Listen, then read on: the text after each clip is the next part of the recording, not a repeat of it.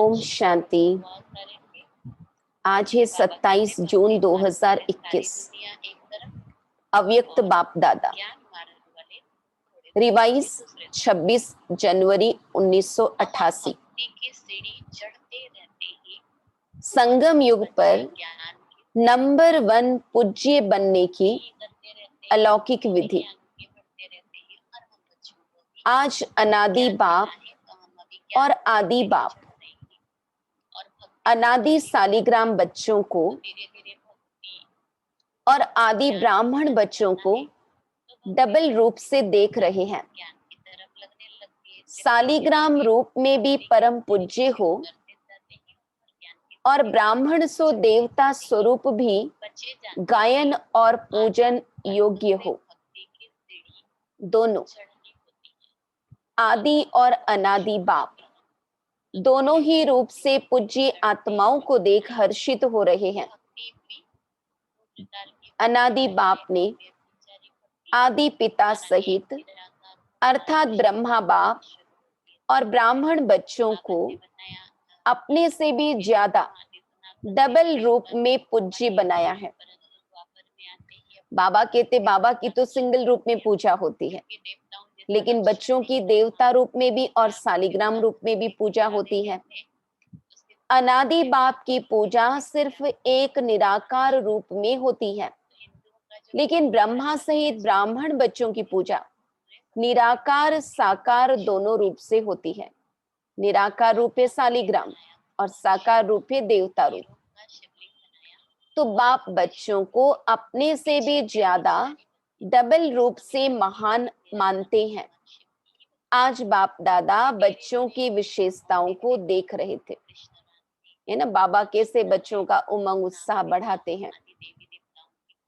हर एक बच्चे की विशेषता अपनी अपनी है।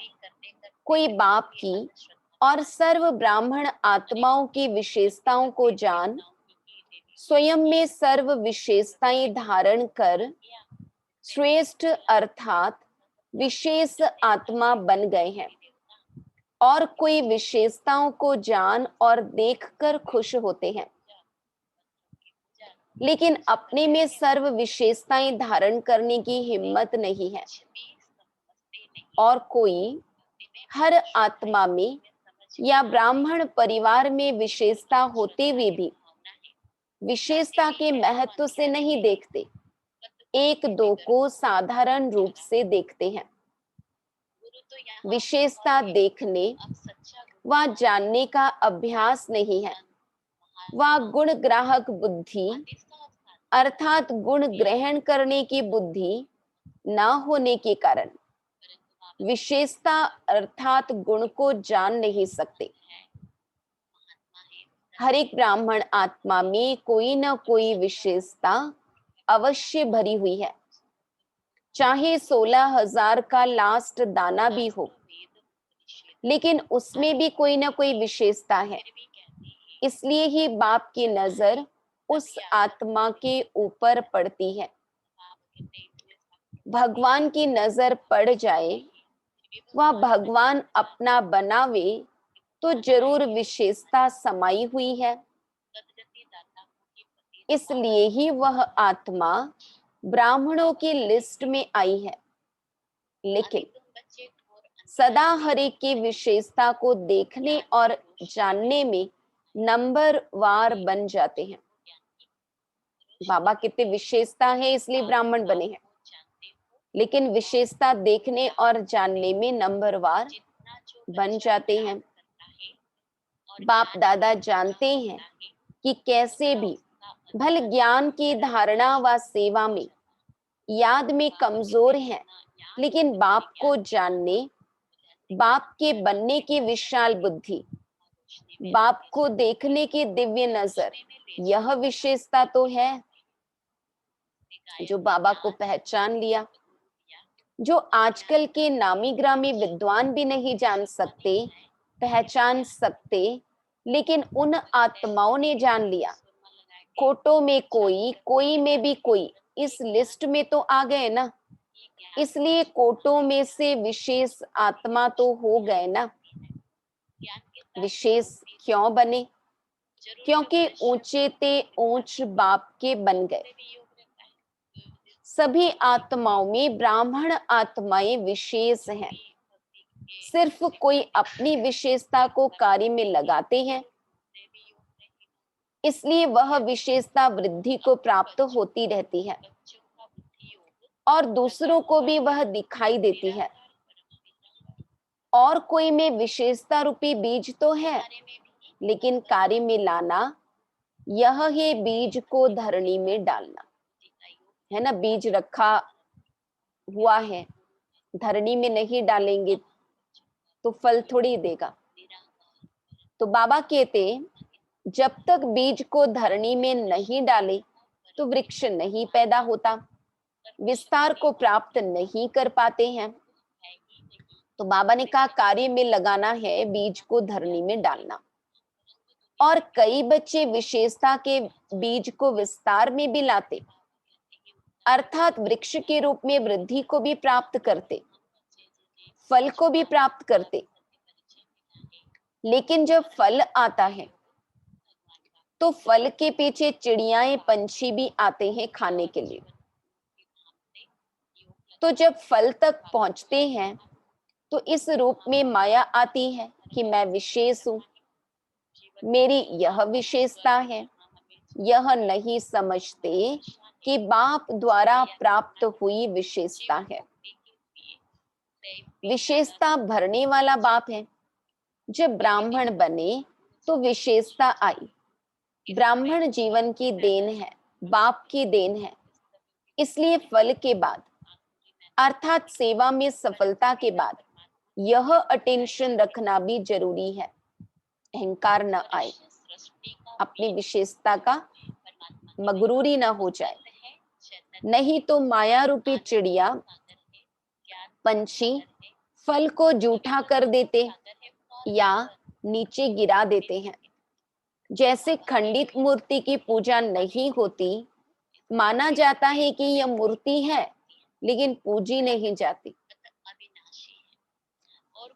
ऐसे जो ब्राह्मण आत्माएं सेवा का फल अर्थात सेवा में सफलता प्राप्त कर लेते हैं, लेकिन मैंपन की चिड़िया ने फल को खंडित कर दिया, इसलिए सिर्फ माना जाएगा कि सेवा बहुत अच्छी करते हैं, महारथी हैं, सर्विसेबल हैं।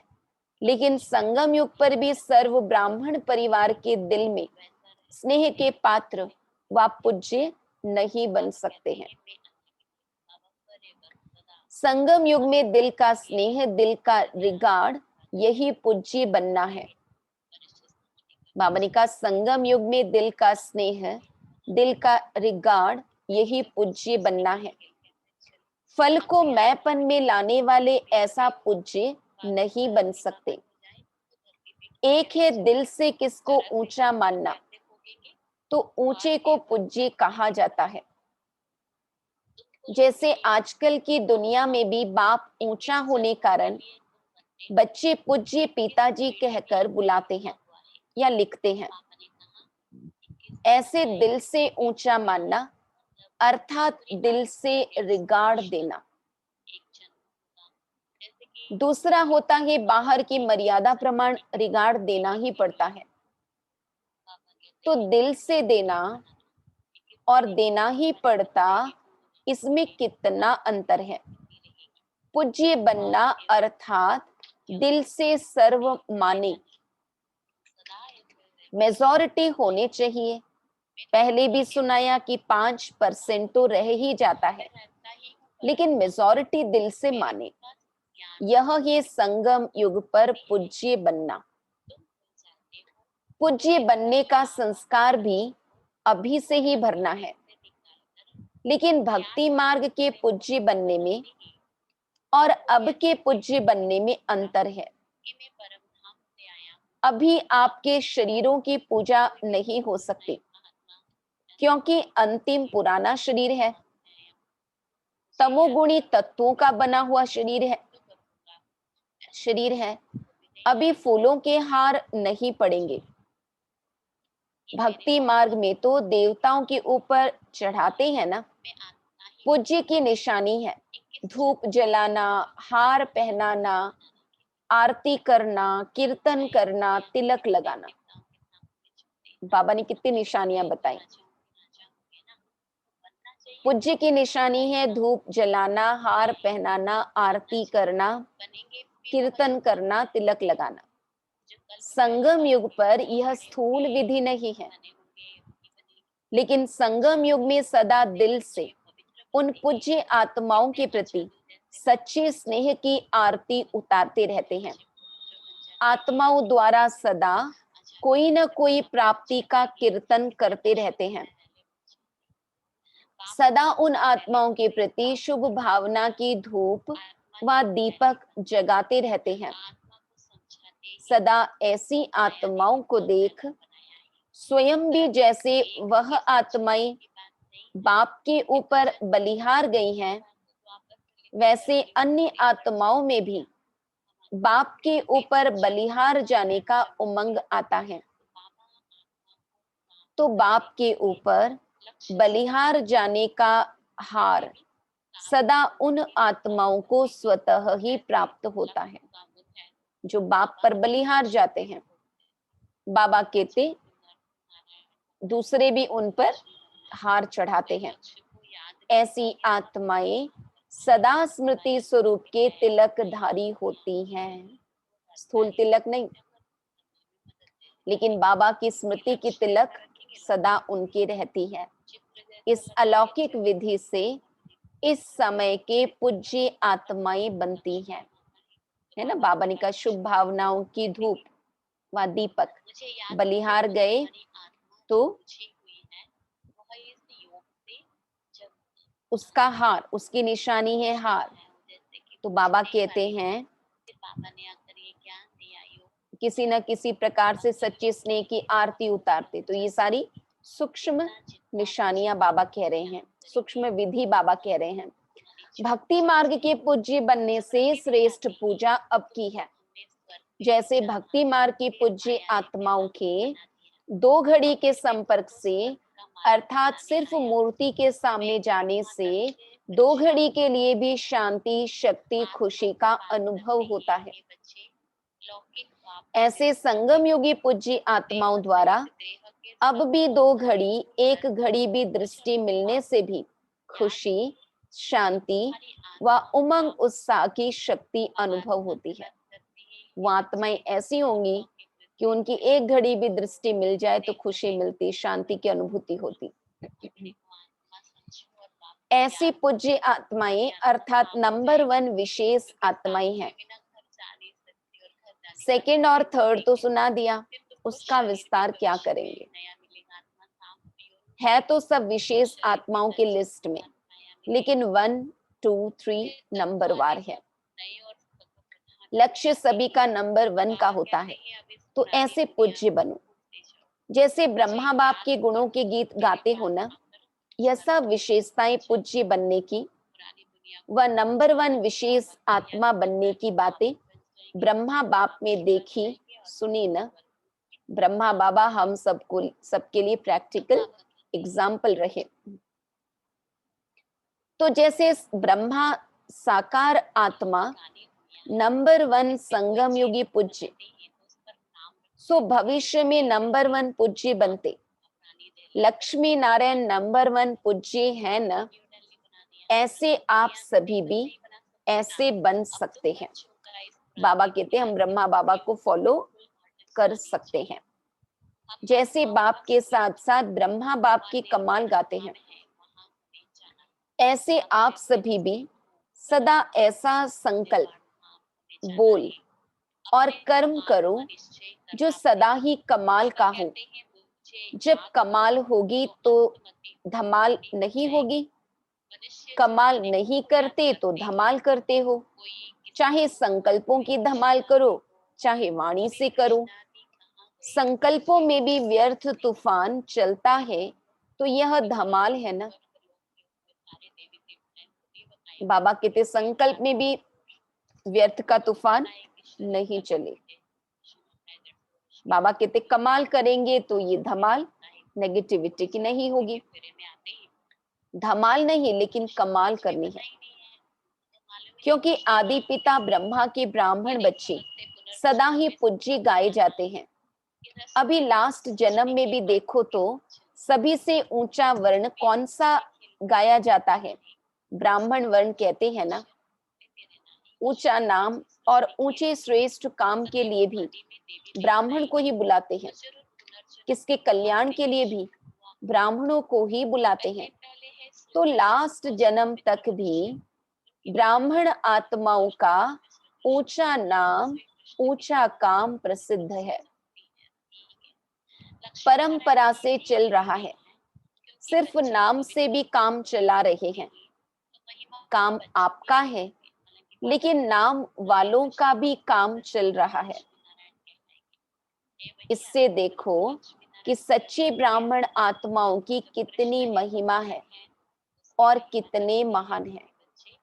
नामधारी ब्राह्मणों का भी कितना गायन, कितना मान रखते हैं, और जो रियल में ब्राह्मण है, बाबा कहती उनकी महिमा कितनी है। ब्राह्मण नाम भी अविनाशी हो गया है, अविनाशी प्राप्ति वाली जीवन हो गई है। ब्राह्मण जीवन की विशेषता है मेहनत कम, प्राप्ति ज्यादा, क्योंकि मोहब्बत के आगे मेहनत नहीं है। अब लास्ट जन्म में भी ब्राह्मण मेहनत नहीं करते, आराम से खाते रहते हैं।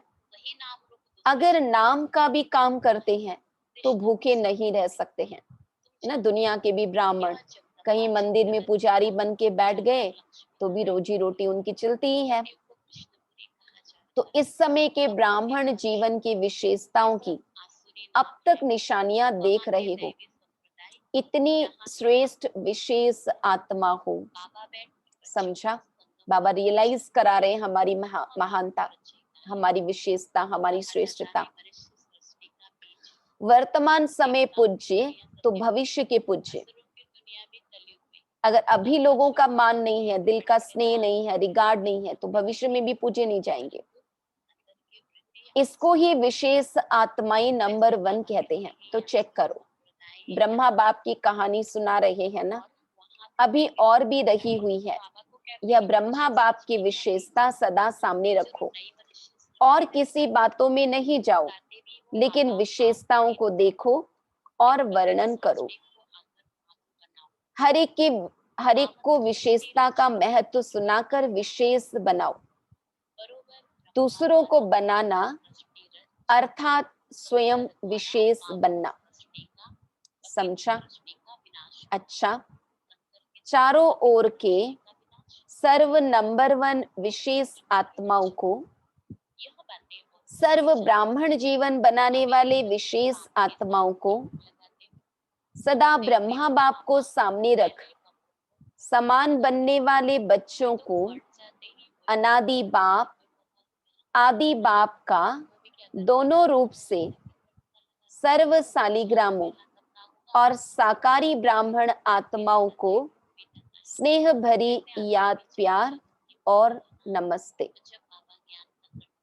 हम रूहानी बच्चों की रूहानी बाप दादा को याद, प्यार, गुड मॉर्निंग और नमस्ते। पार्टियों के साथ मुलाकात। सदा बाप का हाथ और साथ है, ऐसा भाग्यवान समझते हो? जहां बाप का हाथ और साथ है वहां सदा ही मौजों की जीवन होती है। मूंझने वाले नहीं होंगे, मौज में रहेंगे। कोई भी परिस्थिति अपनी तरफ आकर्षित नहीं करेगी, सदा बाप की तरफ आकर्षित होंगे। जो सदा बाप का हाथ और साथ महसूस करते हैं। सबसे बड़ा और सबसे बढ़िया बाप है, तो बाप के सिवाय और कोई चीज या व्यक्ति आकर्षित नहीं कर सकता। जो बाप के हाथ और साथ में पलने वाले हैं उनका मन और कहीं जा नहीं सकता। तो ऐसे सभी हो या माया की पालना में चले जाते हो, बाबा पूछ रहे हैं वह रास्ता बंद है ना, तो सदा बाप के साथ की मौज में रहो। बाप मिला, सब कुछ मिला, कोई अप्राप्ति नहीं। कितना भी कोई हाथ साथ छुड़ावे, लेकिन छोड़ने वाले नहीं, और छोड़कर जाएंगे भी कहाँ। इससे बड़ा और कोई भाग्य हो नहीं सकता। कुमारियां तो है ही सदा भाग्यवान। डबल भाग्य है, एक कुमारी जीवन का भाग्य, दूसरा बाप का बनने का भाग्य। कुमारी जीवन पूजी जाती है, लौकिक में भी है ना। बाबा कहते कुमारी जीवन पूजी जाती है। जब कुमारी जीवन खत्म होती है तो सबके आगे झुकना पड़ता। गृहस्थी जीवन है ही बकरी समान जीवन, कुमारी जीवन है पूज्य जीवन। अगर कोई एक बार भी गिरा तो गिरने से हड्डी टूट जाती है ना। भल कितना भी प्लास्टर करो, ठीक करो, लेकिन हड्डी कमजोर हो जाती है। तो समझदार बनो। टेस्ट करके फिर समझदार नहीं बनना, पहले ही चीजों को समझकर। बाबा इतना क्लियर समझा रहे हैं, तो पहले ही अपना बचाव कर लेना। बाबा कहते गृहस्थी बनने का टेस्ट लेने की जरूरत नहीं है, अपने कुमारी जीवन को कायम रखना है। सदा अपने को कल्प कल्प की विजयी आत्माएं अनुभव करते हो। दूसरा पॉइंट, अनेक बार विजयी बनने का पाठ बजाया है और अब भी बजा रहे हैं। विजयी आत्माएं सदा औरों को भी विजयी बनाती हैं। जो अनेक बार किया जाता है वह सदा ही सहज होता है, मेहनत नहीं लगती है। अनेक बार की विजयी आत्मा है। इस स्मृति से कोई भी परिस्थिति को पार करना खेल लगता है, खुशी अनुभव होती है। विजयी आत्माओं को विजय अधिकार अनुभव होती है। अधिकार मेहनत से नहीं मिलता, स्वतः ही मिलता है। तो सदा विजय की खुशी से, अधिकार से आगे बढ़ते औरों को भी आगे बढ़ाते चलो। लौकिक परिवार में रहते लौकिक को अलौकिक में परिवर्तन करो, क्योंकि अलौकिक संबंध सुख देने वाला है। लौकिक संबंध से अल्पकाल का सुख मिलता है, सदा का नहीं। तो सदा सुखी बन गए, दुखियों की दुनिया से सुख के संसार में आ गए, ऐसा अनुभव करते हो। पहले रावण के बच्चे थे तो दुखदाई थे, अभी सुखदाता के बच्चे सुख स्वरूप हो गए।